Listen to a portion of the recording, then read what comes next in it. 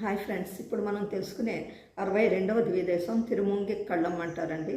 ఇక్కడ స్వామిని సూక్తినాథుడు అని కూడా పిలుస్తారు, సిద్ధినాథుడు, సూక్తినాథుడు అని పిలుస్తారు. ఎందుకు ఆ పేరు వచ్చింది అనేది కూడా మనం ఇప్పుడు చెప్పుకుందాం. ఈ క్షేత్రం యొక్క గొప్పతనం ఏంటంటే ఇక్కడ తిరుమంగయ్యాల వారు, నమ్మాళ్ళ వారు ఇద్దరు కూడా స్వామికి స్తోత్రం చేశారు.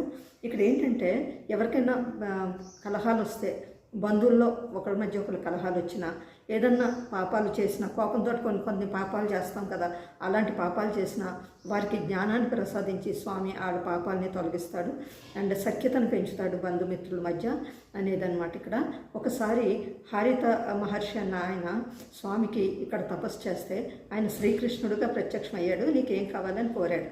అడిగితే ప్రజలకి జ్ఞానం కావాలి, జ్ఞానం ఒకటే ఉంటే సరిపోదు కదా, ఆచరణ కూడా కావాలి.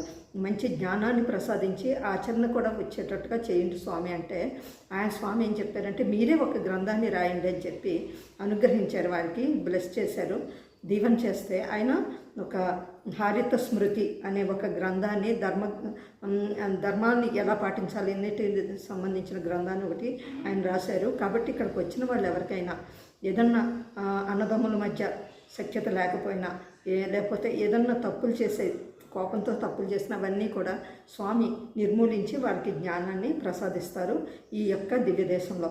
అయితే ఇది కేరళలో ఉండే 13 దివ్యదేశాల్లో ఇది ఒకటనమాట.